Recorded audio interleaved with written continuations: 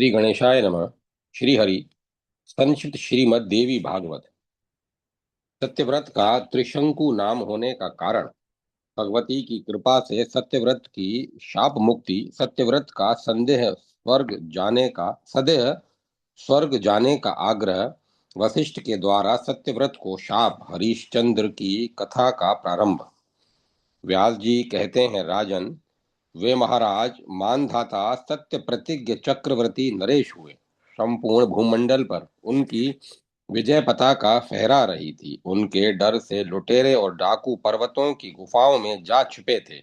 इसी अभिप्राय से इंद्र ने उन्हें त्रसदस्यु नाम से विख्यात कर दिया। मानधाता की धर्मपत्नी का नाम विंदुमती था। वे शशविंदु की लाडली पुत्री थी। वे पतिव्रता, परम सुंदरी एवं सभी शुभ लक्षणों से संपन्न थी। राजा मानधाता ने विंदुमती के गर्भ से दो पुत्र उत्पन्न किए। एक पुत्र पुरुकुत्स्य नाम से परम प्रसिद्ध हुए और दूसरे का नाम मुचकुंद पड़ा। पुरुकुत्स्य से परम धार्मिक पुत्र अरण्य का जन्म हुआ। वे राजकुमार पिता के अनन्य भक्त थे। उनके पुत्र का नाम बृहदश्व हुआ। बृहदश्व के धर्मात्मा एवं परमार्थ ज्ञानी पुत्र हैर्श्व, हैर्श्व के विंधना, त्रिधनवा और त्रिधनवा के अरुण हुए। अरुण का पुत्र सत्यव्रत नाम से प्रसिद्ध हुआ। उसके पास अटूट संपत्ति थी। वे स्वेच्छाचारी, कामी, मूर्ख एवं और अत्यंत लोभी निकल गया और नीच राजकुमार को एक अपराध के कारण पिता के घर से निकाल दिया। पिताजी ने घर से निकाल दिया। फिर अन्यान्य अपराधों के कारण वशिष्ठ जी ने उसको यह शाप दे दिया कि भूमंडल पर तेरी त्रिशंकु नाम से प्रसिद्धि होगी।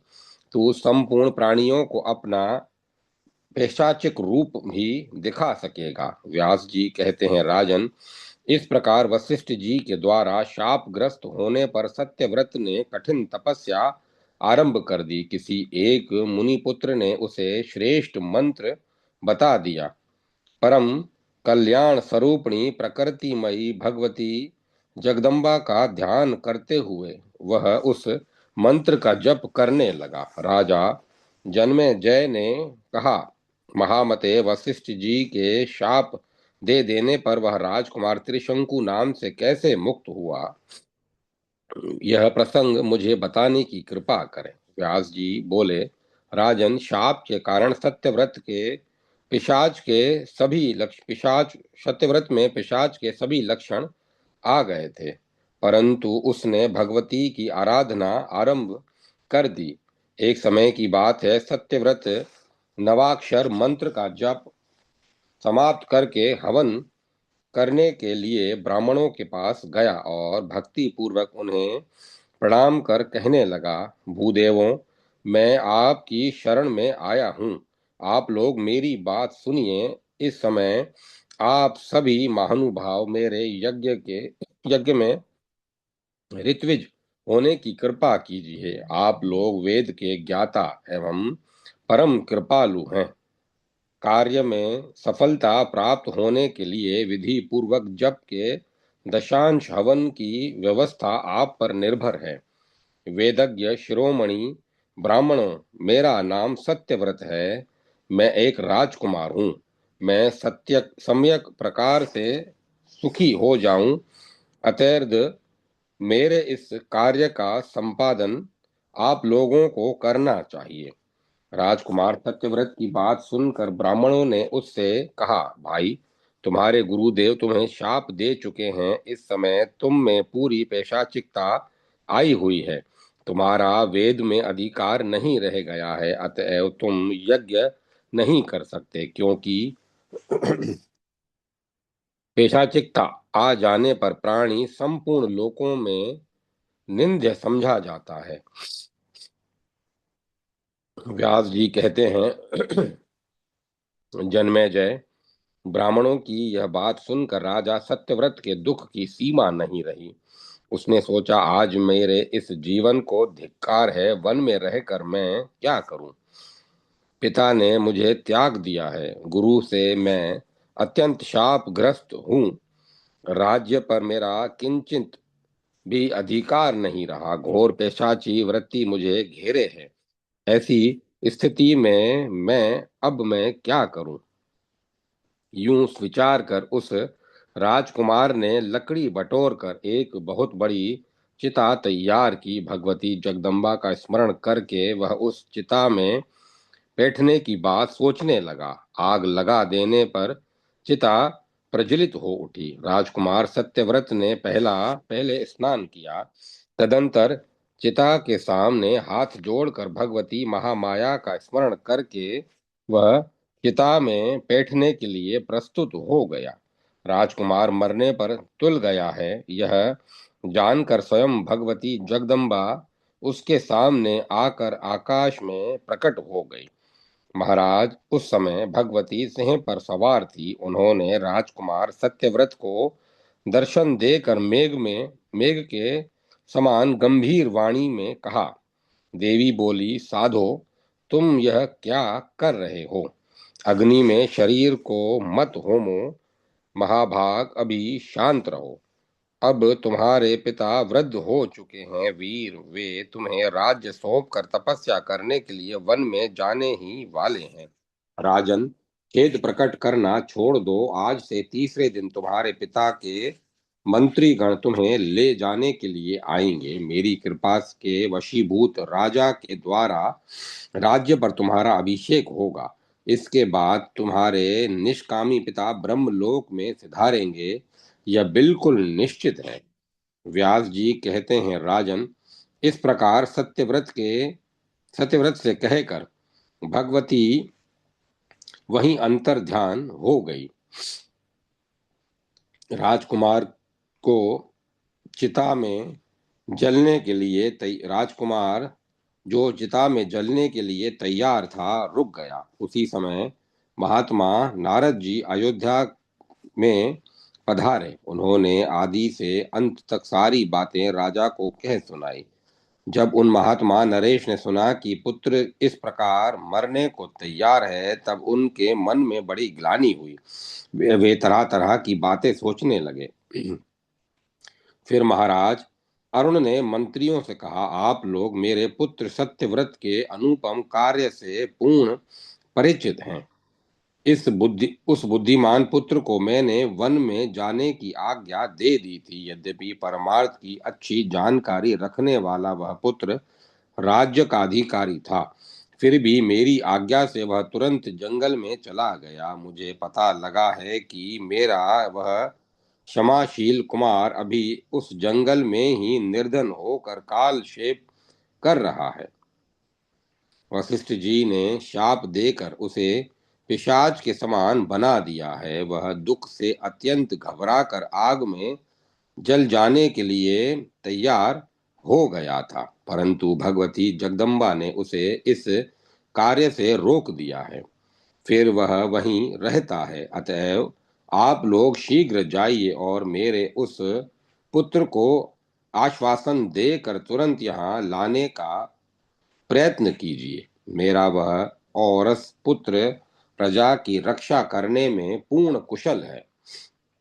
मैंने अब तपस्या करने का निश्चय कर लिया है, अतः राज्य पर सत्यव्रत का अभिषेक करके मैं शांति पूर्वक वन में चला जाऊंगा। यूं कहकर राजा अरुण ने मंत्रियों को भेज दिया। यह उस समय राजकुमार को लाने की भी धुन उन्हें लगी थी। उनके मन में सत्यव्रत के प्रति अपार प्रेम उमड़ रहा था। तदंतर मंत्री गण गए और उन्होंने राजकुमार महात्मा सत्यव्रत को आश्वासन देकर सम्मान पूर्वक अयोध्या में लाकर उपस्थित कर दिया। राजा अरुण ने देखा, सत्यव्रत अत्यंत दुर्बल हो गया है। उसके शरीर पर मेले कुचेले वस्त्र हैं, बड़े हुए केशों की जटा बंध गई है। वह अति चिंतातुर और भयंकर जान पड़ता है। फिर तो राजा ने सोचा, मैंने इस पुत्र को वनवासी बनाकर कितना निष्ठुर कर्म कर डाला। धर्म को निश्चित रूप से जानते हुए भी मैंने इस विद्वान एवं राज्य के अधिकारी पुत्र की यह दुर्दशा कर डाली। राजन, इस प्रकार मन ही मन सोचने के पश्चात महाराज अरुण ने राजकुमार सत्यव्रत को हृदय से चिपटा लिया। सम्यक प्रकार से आश्वासन देकर उसे अपने पास ही एक आसन पर बैठाया। जब राजकुमार बैठ गया तब नीति नीति शास्त्र के पारगामी विद्वान राजा अरुण प्रेम पूर्वक उससे प्रेम गदगद वाणी से कहने लगे। राजा अरुण ने कहा, पुत्र, तुम्हारी बुद्धि धर्म में अटल रहे।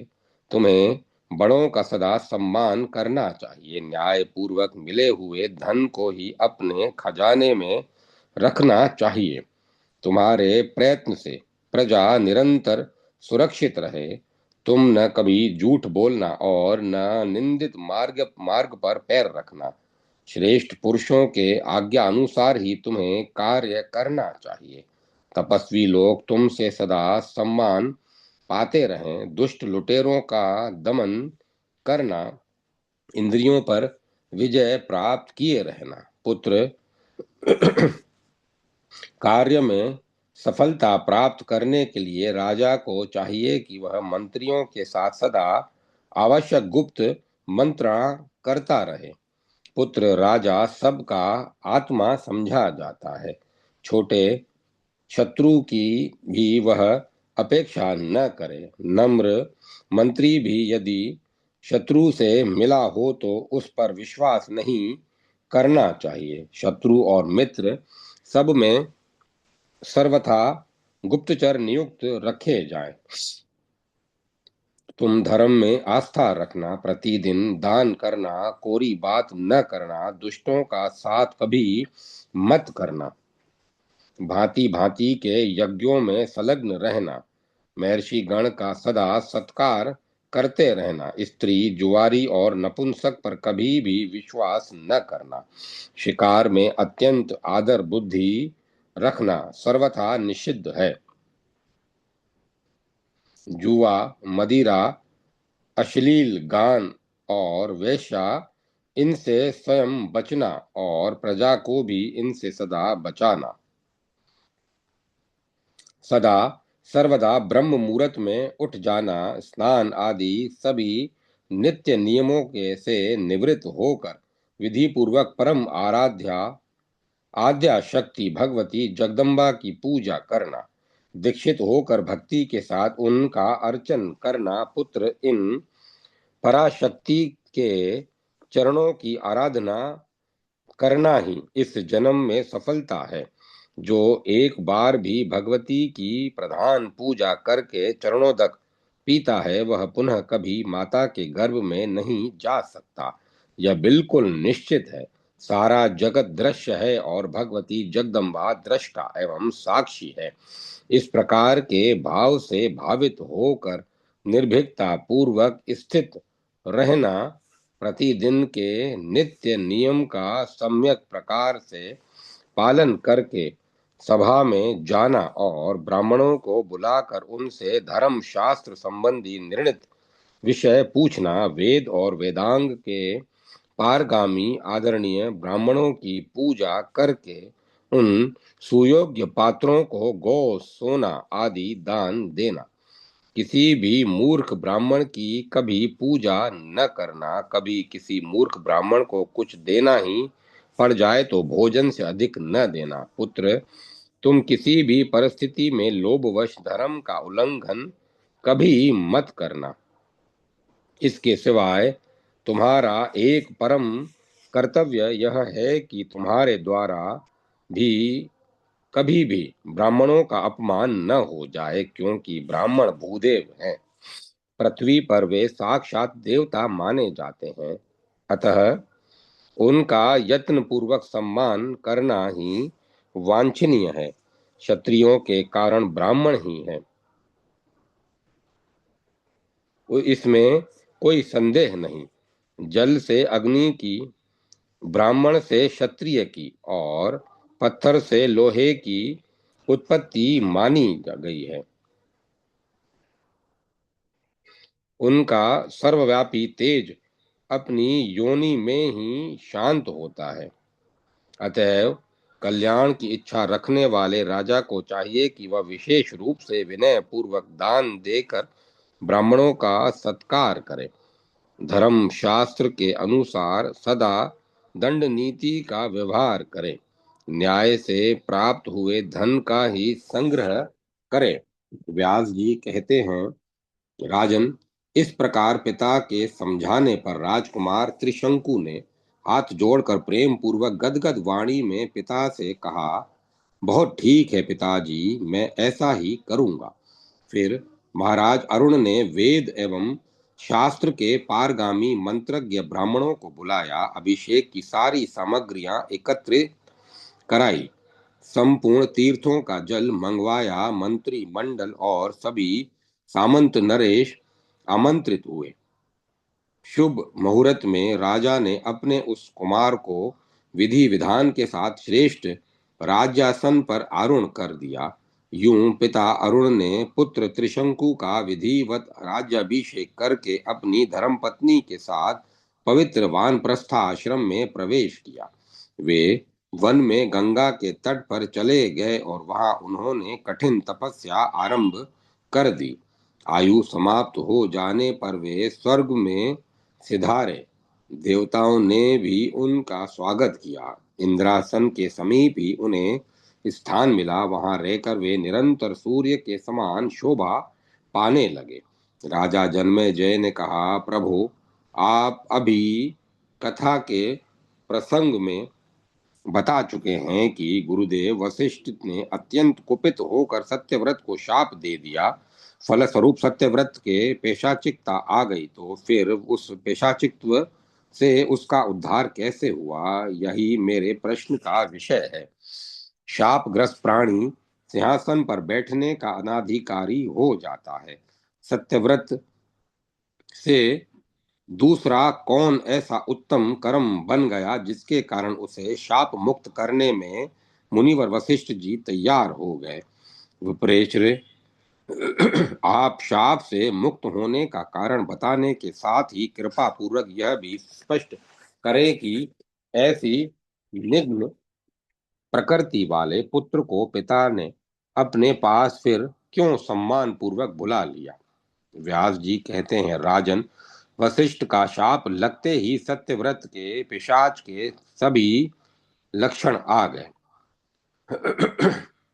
वह अत्यंत दुर्दृष्टु, महान कुरूप एवं संपूर्ण प्राणियों के लिए भयप्रद हो गया। परंतु उसने भगवती जगदम्बा की भक्ति पूर्वक आराधना आरंभ कर दी। राजन, देवी के प्रसन्न होते ही उसकी आकृति में महान परिवर्तन आ गया। वह दिव्य रूप से शोभा पाने लगा। उसकी पिशाचता सर्वथा नष्ट हो गई। लेश मात्र भी पाप उसमें नहीं रह सका। अब उस परम पवित्र नरेश के शरीर में तेज की सीमा नहीं रही, क्योंकि भगवती की अमृतमयी कृपा उसे सुलभ हो गई थी। इतना ही नहीं, भगवती की कृपा से वशिष्ठ भी सत्यव्रत पर प्रसन्न हो गए तथा वह पिता का भी पूर्ण प्रेम पात्र बन गया। पिता के मर जाने पर वह धर्मात्मा नरेश राज्य का प्रबंधक हुआ। उसने अनेक प्रकार के यज्ञों द्वारा सनातन स्वरूपा देवेश्वरी भगवती जगदम्बा का पूजन किया था। उन राजा त्रिशंकु के पुत्र हरिश्चंद्र हुए। उनकी आकृति असीम सुंदर थी।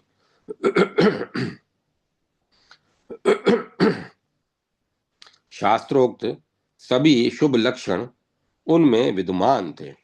कुछ दिन बाद अपने पुत्र को युवराज बनाकर मानव शरीर से ही स्वर्ग का सुख भोगने की इच्छा राजा त्रिशंकु को व्यग्र करने लगी। तब वह नरेश वशिष्ठ जी के आश्रम पर गया। विधि पूर्वक उन्हें प्रणाम करके प्रीति प्रदर्शित करते हुए हाथ जोड़कर उसने कहा, राजा, त्रिशंकु ने कहा, संपूर्ण मंत्रों के रहस्य वेत्ता महाभाग ब्रह्मपुत्र तापस, आप प्रसन्नता पूर्वक मेरी आदर युक्त प्रार्थना सुनने की कृपा करें। अब मैं स्वर्ग का सुख भोगना चाहता हूँ। मेरी ऐसी इच्छा है कि इन दिव्य भोगों को मैं इसी मानव शरीर से ही भोगूं। अतएव महामुने, आप मुझसे कोई ऐसा यज्ञ कराइए जिसके फल स्वरूप इसी शरीर से मुझे स्वर्ग लोक में रहने की सुविधा प्राप्त हो जाए। मुनि श्रेष्ठ, आप सब कुछ कर सकते हैं, अतः अब मेरा यह कार्य करने की कृपा अवश्य कीजिए। देवलोक के लिए भी जो कठिन है, ऐसे महान यज्ञ को संपन्न कराकर आप शीघ्र ही मुझे स्वर्ग प्राप्त करा दीजिए। वशिष्ठ जी बोले, राजन, मनुष्य देह से स्वर्ग में स्थान पाना अत्यंत दुर्लभ है। कारण ऐसी स्पष्ट घोषणा है कि मर जाने पर ही पुण्य कर्म के प्रभाव से स्वर्ग में रहने की सुविधा मिलती है। अतएव सर्वज्ञ नरेश, तुम्हारे इस दुर्लभ मनोरथ को पूर्ण कराने से मैं डरता हूँ, क्योंकि जीते हुए पुरुष को अप्सराओं के साथ रहने का सुअवसर प्राप्त हो जाए, यह कदापि संभव नहीं। महाभाग, तुम यज्ञ करो, इस शरीर के शांत हो जाने पर तुम्हें स्वर्ग मिलेगा। व्यास जी कहते हैं, राजन, वशिष्ठ जी की बात सुनकर राजा त्रिशंकु का मन अत्यंत शुद्ध हो गया। अतः अपने क्रोध पूर्वक उसने क्रोध पूर्वक मुनिवर से पुनः कहा, ब्राह्मण, आप यदि अभिमानवश मेरा यज्ञ नहीं कराना चाहते हैं तो मैं किसी दूसरे को पुरोहित बनाकर यज्ञ संपन्न करूंगा। त्रिशंकु का यह कथन सुनकर मुनिवर वशिष्ठ ने उसे तुरंत शाप दे दिया, दुर्मते, तू अभी चांडाल हो जा। इसी शरीर में अभी अभी तेरी चांडाली वृत्ति बन जाए। सन्मार्ग को दूषित करने वाले धर्मध्वजी नरेश, तू बड़ा पापी है। मरने पर भी तू किसी प्रकार स्वर्ग प्राप्त नहीं कर सकता। व्यास जी कहते हैं, राजन, गुरुदेव वशिष्ठ के मुख से इस यह वचन निकलते ही उसी शरीर से त्रिशंकु तुरंत चांडाल हो गया। उसके कान के जो रत्नमय कुंडल थे, उस उनके पत्थर जैसे हो जाने में कुछ भी देर न लगी। देह में लगा हुआ सुगंध पूर्ण चंदन तुरंत दुर्गंधित हो गया। उसके पहने हुए दिव्य पीतांबर काले रंग के परिणित हो गए। महात्मा वशिष्ठ के शाप ने उसे गजकर्ण बना दिया। राजन, वशिष्ठ जी भगवती जगदम्बा की उपासना किया करते थे, अतः उनके रोष का यह फल प्रकट हो गया। इसीलिए भगवती के भक्त का कभी भी अपमान नहीं करना चाहिए। मुनिवर वशिष्ठ जी बड़ी निष्ठा के साथ गायत्री का जप करते थे। राजन, उस समय अपना निंदनीय शरीर देखकर राजा त्रिशंकु खिन्न हो गया। उसकी बड़ी दयनीय दशा हो गई। अतः मुनि के आश्रम से घर न लौटकर वह जंगल में चला गया। शोक से विहल होकर उसने मन ही मन सोचा, क्या करूं और कहाँ जाऊं। मेरा यह शरीर सर्वथा निनग हो गया। मैं कोई भी ऐसा उपाय नहीं देखता कि जिसके प्रभाव से मेरा यह दुख दूर हो जाए। ऐसी स्थिति में मैं घर जाता हूँ तो मुझे देखकर मेरा पुत्र भी दुखी हो जाएगा। चांडाल वेश में देखकर स्त्री भी मुझे स्वीकार नहीं करेगी। इस दशा में देखकर मंत्री लोग भी मेरा अनादर करने लगेंगे। जाति और कुटुंब वाले मेरा साथ छोड़ देंगे। सबसे पृथक होकर ही मुझे रहना पड़ेगा। ऐसी दशा में जीने से मर जाना ही अच्छा है। आत्महत्या का विचार आते ही दूसरा विचार यह आया कि आत्महत्या तो कर लूंगा, परंतु यह निश्चय है कि आत्महत्या करने से मुझे जन्म जन्मांतर में पुनः चांडाल होना पड़ेगा। हत्या दोष के परिणाम स्वरूप मैं शाप से भी कभी मुक्त नहीं हो सकूंगा। यूं सोचने के पश्चात उस नरेश ने पुनः सावधान होकर विचार किया कि इस समय आत्महत्या करना तो मेरे लिए सर्वथा ही अनुचित है। जंगल में रहकर इसी शरीर से अपना किया हुआ कर्म भोग लेना ठीक है, क्योंकि भोग लेने पर इस बुरे कर्म का फल सर्वथा समाप्त हो जाएगा। भोग से ही प्रारब्ध कर्म समाप्त होते हैं, अन्यथा इनसे छुट्टी पाना सर्वथा असंभव है। इसीलिए किए हुए शुभ और अशुभ कर्म को मुझे भोग ही लेना चाहिए। अतः अब मैं इस पवित्र आश्रम के समीप रहकर ही तीर्थों का सेवन, भगवती जगदम्बा का स्मरण और संत पुरुषों का सत्कार करूंगा। वन में रहकर इस प्रकार आचरण करने से मेरा संचित कर्म अवश्य ही समाप्त हो जाएगा, और यह भी संभव है भाग्यवश किसी महात्मा पुरुष से कभी मिलने का अवसर सुलभ हो जाए। इसी प्रकार सोचकर राजा त्रिशंकु अपने नगर का परित्याग करके गंगा के तट पर चला गया और उसने वहीं रहने की व्यवस्था कर ली। उस समय पिता के शाप का कारण जानकर हरिश्चंद्र के मन में बड़ी अशांति छा गई। उसने अपने मंत्रियों को जंगल में त्रिशंकु के पास भेजा। मंत्री शीघ्र ही नरेश के समीप पहुंचे और नम्रता पूर्वक प्रणाम करके कहने लगे। उस समय चांडाल वेश वाला त्रिशंकु बार बार लंबी सांस छोड़ रहा था। मंत्री बोले, राजन, तुम्हारे पुत्र की आज्ञा से हम लोग यहाँ आए हैं। हम हरिश्चंद्र के आज्ञा पालक मंत्री हैं, ऐसा समझ लेना चाहिए। राजन, तुम्हारे पुत्र हरिश्चंद्र इस समय युवराज के पद पर प्रतिष्ठित हैं। उन्होंने जो कहा है वह सुनो। हमारे पिता उनका हमारे प्रति उनका कथन है कि तुम लोग मेरे पिता को सम्मान पूर्वक यहाँ ले आओ। अतएव राजन, अब तुम सारी चिंताएं छोड़कर अपने राज्य में चलने की कृपा करो। संपूर्ण मंत्री और प्रजा वर्ग तुम्हारी सेवा करेंगे। हम लोग गुरु वशिष्ठ को भी प्रसन्न करने की चेष्टा करेंगे, जिससे उनकी दया प्राप्त हो जाए।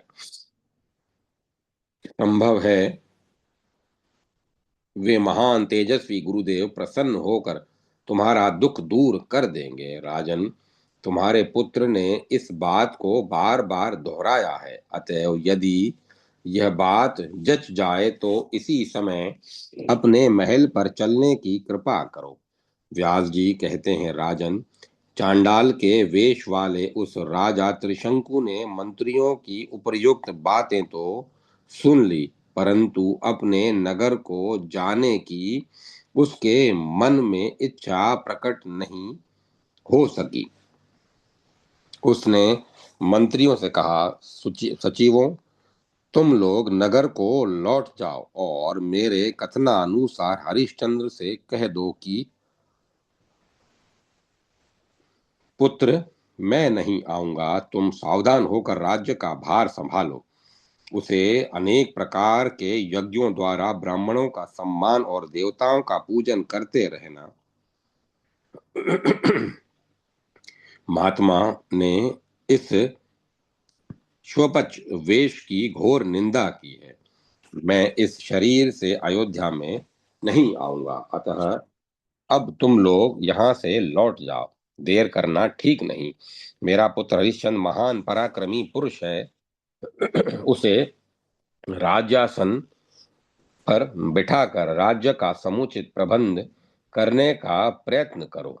इतनी यह मेरी आज्ञा है। इस प्रकार त्रिशंकु के उपदेश देने पर मंत्रियों की आंखों में आंसू भर आए।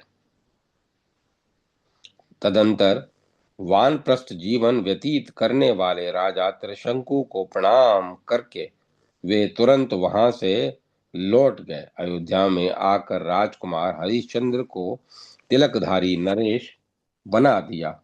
उनके द्वारा एक परम पवित्र दिन में यह अभिषेक का कार्य सविधि संपन्न हुआ था। राजा के आज्ञा अनुसार मंत्रियों ने जब हरिश्चंद्र का अभिषेक कर दिया, तब इस उस परम तेजस्वी धर्मात्मा नरेश ने राजा की बागडोर अपने हाथ में ले ली। उस समय भी पिता की दयनीय दशा पर उसके मन में बड़ा विचार हो रहा था। अध्याय 10, 11, 12 समाप्त। जय माता सरस्वती। जय मां सरस्वती। ओम नमो भगवते वासुदेवाय। ओम नमः शिवाय। ओम नमो नारायण। ओम ऐं ह्रीं क्लीं चामुंडाय विच्चे। ओम तत्सत। ओम तत्सत। ओम तत्सत। अब कथा को विराम दिया जाता है।